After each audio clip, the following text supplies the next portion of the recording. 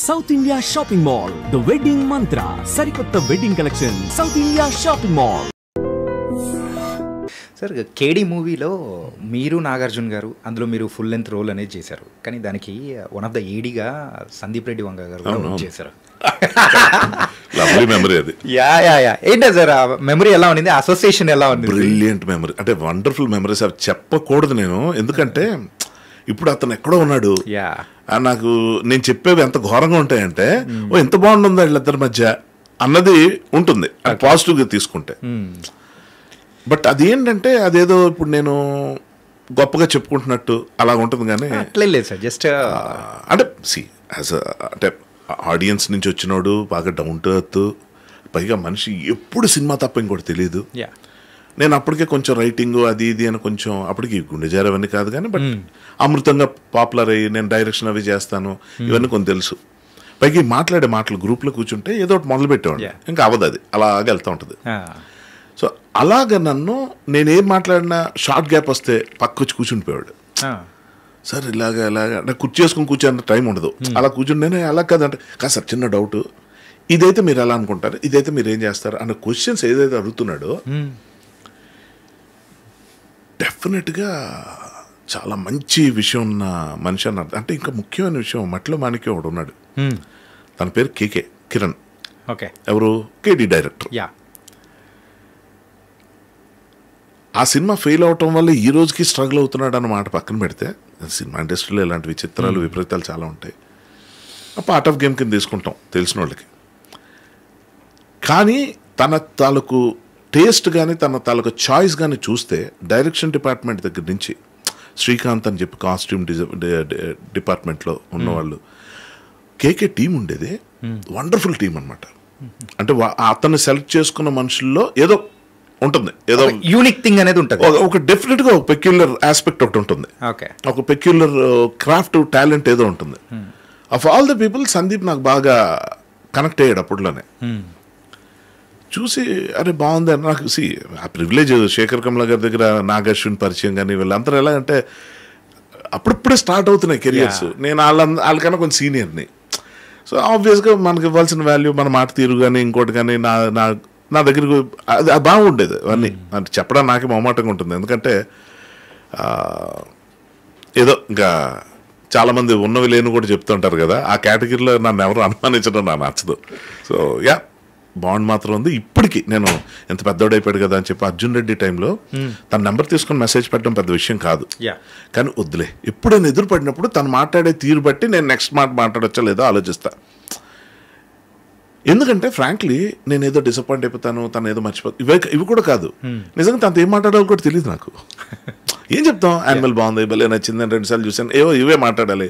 Thank you ఏం చేస్తున్నాను, నన్ను ఏదో అడిగితే 2 మాటలు, సార్ కలుద్దాం, తప్పకుండా కలవం. సో ఇలా కాకుండా ఏదైనా ఒక కన్స్ట్రక్టివ్గా ఏదైనా ఉందా అన్నది చూసుకుంటే కనుక అప్పుడు నేను ఇచ్చేస్తాను. కానీ నేనేం చేశాను, ఫేస్బుక్లో తను ఉన్నాడు, తను ఏదైనా పోస్ట్ పెడితే 20 లైక్లు 30 లైక్లు వస్తుంటాయి. చెప్తున్నా మాట వరుసకి 100 కూడా నేను చూసిన దాఖలాలు లేవు. సచ్ ఎ బిగ్ డైరెక్టర్కి మంచి పోస్టులు పెడతాడు, మంచి సాంగ్ విజువల్ లేదు. ఇదేంటి అంటే అక్కడ తక్కువ, అక్కడ నిజంగా చాలా మందికి సందీప్ రెడ్డి వంగ ఒరిజినల్ అకౌంటా కాదు కూడా తెలియదు, అది పాయింట్. నాకు డౌట్ వచ్చింది, సరేలే అని చెప్పి మెసెంజర్లో పెట్టా. బాగా గుర్తొస్తుంటావు నువ్వు, నేను నీ సక్సెస్ చూస్తున్నాను, బాగుంది, ఎప్పుడైనా ఎదురు పడితే తప్ప నేను ఇక్కడ ఏం మాట్లాడదలుచుకోలేదని చెప్పగానే వెంటనే sir let's catch up sir అని పెట్టి రిప్లై వచ్చింది. తన లాంగ్వేజ్ తన స్టైల్ నాకు తెలుసు కాబట్టి తర్వాత కనుక్కుంటే తెలిసింది తన అకౌంట్ అది. So it's good thing. అంటే ఇంకా కొన్ని ఎలాగంటే నిజంగా అంటారు కదా, ఇడు పని ఉంటేనే కలుస్తాడు రా లేకపోతే కలవడా, నేను ఆ టైపే. నేను పని ఉంటేనే కలుస్తా లేకపోతే కలవ. ఎందుకు అనవసరంగా ఉత్తినే వేరే వాళ్ళు టైం తిని నాకేదో టైం పాస్ అవ్వట్లేదని ఖాళీగా ఉన్నావు పద అక్కడికి వెళ్ళి ఇంకా అడుగుంచి ఇడుగుంచి మాట్లాడుకోవాలి. అంటే ఇప్పుడు అదే చేస్తాం కానీ బిచ్చింగ్ ఉంటుంది ఈ కెమెరాలో మైకులు లేకపోతే, ఆడెంతదవా ఈడెంతదవా అది ఇది అనో టైం వేస్ట్. సార్ ఇంత ఫిలాసఫికల్గా మీరు మాట్లాడుతూ ఉంటారు, ఇది ఫిలాసఫీయా అంటే ఫిలాసఫికల్గా కొన్ని మాటలు సార్, అంటే లైఫ్లో అందరూ అంటుంటారు కానీ ఎక్కడైనా చెప్పండి అలాంటివి ఏమైనా దొరికితే. సార్ నిజంగా నాకు తెలీదు, నేను this is how I talk. నేను మామూలు మాట్లాడినప్పుడు కూడా ఎలా ఉంటాయి. సరే మీరు అడగండి. ఇట్లా మాట్లాడుతూ ఉంటారు కదా, సో దేవుడు, ఈ నమ్మకాలు, సెంటిమెంట్స్ ఇవన్నీ నమ్ముతూ ఉంటారా మీరు? అంటే ఎలా ఉన్నాయంటే అండి, దేవుడు అనే కన్నా నాకు అది డెఫినేషన్ నాకు నిజంగా తెలియదు. అంటే ఎలాగ అంటే దేవుడు రూపం ఏంటి, ఏ మతం ఏది అంటే అన్నీ తెలుసు, అంటే చూస్తూ ఉంటాం, కానీ అంత నాలెడ్జ్ నాకు లేదేమో నా ఫీలింగ్. పక్క నాస్తికులు ఎవరైతే ఉంటారో వాళ్ళ కాన్సెప్ట్ కూడా నాకు అర్థమవుతూ ఉంటుంది. అది కూడా అవసరం అనిపిస్తూ ఉంటుంది. ఎందుకంటే మతం పేరుతో జరుగుతున్న దుర్మార్గాలు ఏవైతే ఉంటాయో, ఆ దాష్టికాలు ఏవైతే ఉంటాయో అవి వాటిని చూసినప్పుడు మతం మీద కోపం వస్తుంది, దేవుడి మీద కాదు. దేవుడు అన్నవాడు అసలు మన నాలెడ్జ్ మించి. But I have good feelings for certain things. Like నాకు చాలా ఇష్టమైంది ఏంటంటే, ఒక గుడికి వెళ్తే చాలా హ్యాపీగా ఉంటా. అక్కడ తిరగటం, ఆ ప్రసాదం, తీర్థం, గంట కొట్టడం, అవి ఎన్ని ఎందుకు చేస్తానో కూడా నాకు తెలియదు, కానీ అలవాటు అయిపోవడం వల్ల బహుశా. అలాగే నేను 2 సార్లు మసీద్కి వెళ్ళా, అలాగే ఒక 30 సార్లు చర్చిలకు కూడా వెళ్ళా. ఇక్కడ అందరి దేవుళ్ళు సమానం లాంటి మాటలు నేను మాట్లాడను, ఎందుకంటే ఆ అమాయకత్వాలు పోయినాయి. దారుణాలు చాలా ఘోరంగానే ఉన్నాయి, అది మొదలు పెడితే ఇంకా ఆగదు. కాబట్టి నేనేంటంటే విపరీతమైన నాస్తిక ధోరణి ఉన్నవాళ్ళు మా గంగరాజు గారు, బాగా పాపులర్ బాబు గోగినేని గారు, వీళ్ళని విపరీతం ఫాలో అవుతాను నేను, విపరీతం. ఎందుకంటే వాళ్ళ ఇన్ఫ్లుయెన్స్ మీ మీద ఏమన్నా ఉందనుకో.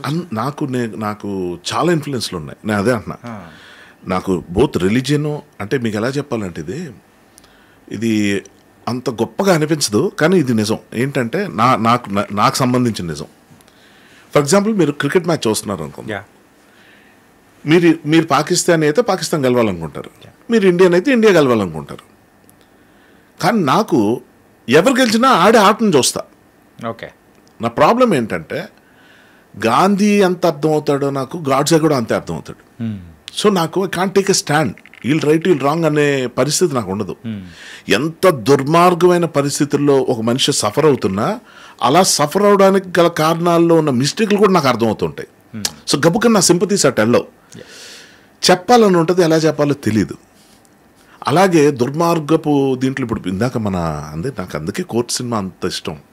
మంగపతి క్యారెక్టర్ ఉంది, వాడు దుర్మార్గుడు అని ఫిక్స్ అయ్యాం. ఎందుకు? ఓ పేద కుటుంబం మీద వాడి తాలూకు పైత్యం అంతా చూపించి, వాడి తాలూకు పవర్ అంతా చూపించి 2 లక్షలు ఖర్చు పెడితే వాడి జీవితం 14 ఏళ్ళు జైలుకి పంపించేస్తారు దుర్మార్గుడు అనుకుంటే, వాడు చేసింది తప్పేంటి అక్కడ? ఆ పిల్లలు చేసింది రైటా? ఆ ఏజ్ గ్రూప్లో అలా ఉండొచ్చా? మా అయితే ఏం చెప్తాం అంటే, వాళ్ళని సపోర్ట్ చేసే నిబ్బి గ్యాంగ్, ఆ age group, what ever you call them, వాళ్ళు ఏమంటారంటే మేము ఇలాగే ఉంటాం, మాకు కరెక్ట్ అనిపించింది. వాళ్ళే హిట్ చేస్తున్నారు సినిమాని, వాళ్ళు ఎక్కువ వెళ్ళి చూసి కనెక్ట్ అయిపోతున్నారు. ఇప్పుడు ప్రతి ఒక్కడు ఇప్పుడు 1 has to fail అని నేను చెప్పింది ప్రతి ఒక్కడు కనెక్ట్ అవుతున్నాడు. అది నా గురించి నేను చెప్పి, నేను అనుకున్న మాట చెప్తే మీరు మా గురించి మాట్లాడేది మా జీవితం అంటే ఏం చేస్తాం? సో అలాగేంటంటే, నేను చేసింది రైట్. ఇందాక నేనేమన్నా మామా మసీద్ సంబంధించిన దాంట్లో నేను తీసుకున్న ప్రతి డెసిషన్, ఇది తప్పు డెసిషన్ అయినా కూడా పర్లేదు అనుకోవడం కూడా నాదే డెసిషన్, రైట్. సో రిజల్ట్ ఏమైంది? అది పాయింట్. సో ప్రతి మనిషిలోనే మంచి చెడు 2 ఉంటాయి అనుకుంటే, రిలీజియన్ ఫిలాసఫీకి సంబంధించినంత వరకు నేను గరికపాటిని విపరీతంగా ఫాలో అవుతా. గరికపాటి గారిని, చాగంటి కోటేశ్వర గారిని ఫాలో అవుతా, సద్గురుని ఫాలో అవుతా. మళ్ళీ ఇప్పుడు చూడండి అసలేం ట్విస్ట్, బాబు గోగినే గారు. నేనేమంటాను అంటే ఏం లేదండి, నేను ఇలాగే ఉండాలని నేను నమ్మను, అది కరెక్ట్ కాదు. నాకు వంకాయ ఇష్టం అంటే రోజు వంకాయ తినాలి కాదు. నేను నాన్ వెజ్ తింటున్నానని చెప్తే నేను ఒంటి మాంసం తినేలేను. సో నా లిమిటేషన్స్ నాకున్నాయి. నేను మ్యాక్సిమం ఒక స్టేజ్కి వెళ్ళాను, ఒక క్రొకడైల్ మీట్ తిన్నాను థాయిలాండ్ వెళ్ళి. కొంచెం ఇబ్బంది పడ్డా, సరే చూద్దాం ఇది తింటే వీళ్ళు చచ్చిపోవట్లే కదా, నేనే చచ్చిపోలే అని చెప్పి తిని, జస్ట్ ఒక అడ్వెంచరస్ మైండ్ సెట్ అది. కానీ అడ్వెంచర్ అక్కడితోనే స్టాప్. ఇట్లా వెళ్ళినప్పుడు నాకు గుర్ర మాంసం ఆఫర్ చేశారు, అలా ఇది కూడా చేసేద్దాం అని చెప్పి దగ్గరికి వెళ్ళి నాకు వల్ల కాల. సో చెప్పేది ఏంటంటే, మన ఒంటికి ఏది పడుతుందో ఇప్పుడు చెప్పేవాళ్ళు. ఇప్పుడు ఈ సృష్టిలో ఒక దేవుడు సృష్టించాడు ఈ సృష్టి అన్నది వినడానికి నేను బాగా ఎంజాయ్ చేస్తున్న రోజుల్లో, సైన్స్ అనే టాపిక్ వచ్చినప్పుడు బాబు గోగినేని గారి పేరు ఎందుకు చెప్తున్నానంటే, మా స్కూల్ టీచర్స్ కొన్నేళ్లుగా చెప్తుందంతా ఆయన వీడియోలో గంటలో చెప్పాడు బిగ్ బ్యాంగ్ థియరీ. నాకు ఎంతకు మించి గురువు ఎవరు ఉన్నారు అనుకున్న తర్వాత, ఫర్ సమ్ రీజన్స్ ఆయన నన్ను ఇష్టపడతారు. ఆయన ఫర్ సమ్ రీజన్స్ నాకు ఎందుకో తెలియదు, ఆయన కనెక్ట్ అయి నాతో మాట్లాడుతూ, హర్ష ఎలా ఉన్నావు ఏంటంటే, I feel so happy. Morning వాక్స్కి వెళ్ళినప్పుడు పాడ్కాస్ట్లు ఉంటాయి.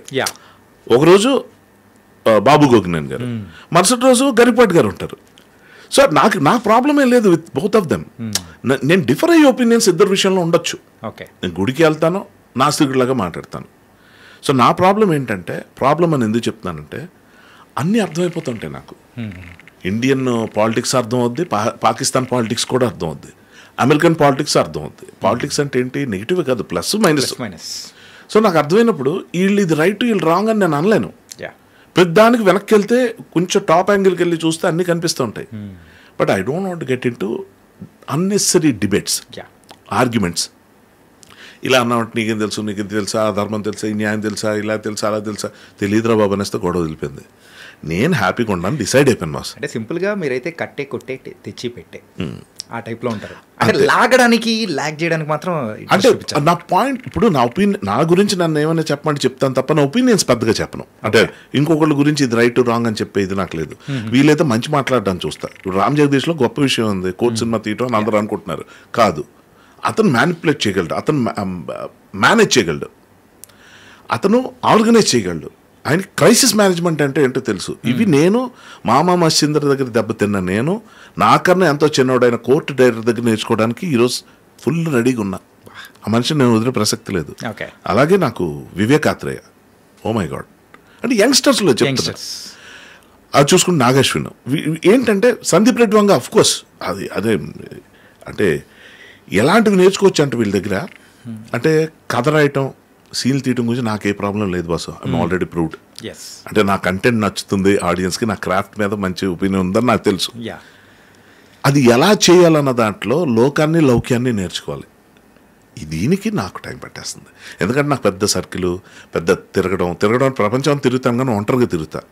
ఈ ఒంటరితనం, ఏకాంతం, ఈ లిమిటెడ్ ప్రపంచంలో నలుగురు దగ్గరకు వచ్చేసరికి ఏదో ఇప్పుడు అది ఎలా ఉంటుందంటే, ఎక్కడో అడవిలో పెరిగినోడు ఆ పితామగన్ సినిమాలో చిన్నప్పటి నుంచి శ్మశానాల్లో పెరిగి జనం మధ్యలోకి వస్తాడు, అడిగి ఎవరితో అలా బిహేవ్ చేయాలి, జోక్లా ఫన్నీగా ఉండొచ్చు. కానీ నేను ఇంతే, నేను ఎప్పుడు నిజంగా చెప్తున్నా, నేను చిన్నప్పటి నుంచి కూడా 100 మందిలో 10 మందిలో ఉన్నా కూడా ఒంటరినే. నా ప్రపంచంలో నేను ఉండేవాడిని. సరే, బేసికల్గా చిన్నప్పటి నుంచి ఇంతే. అంతే,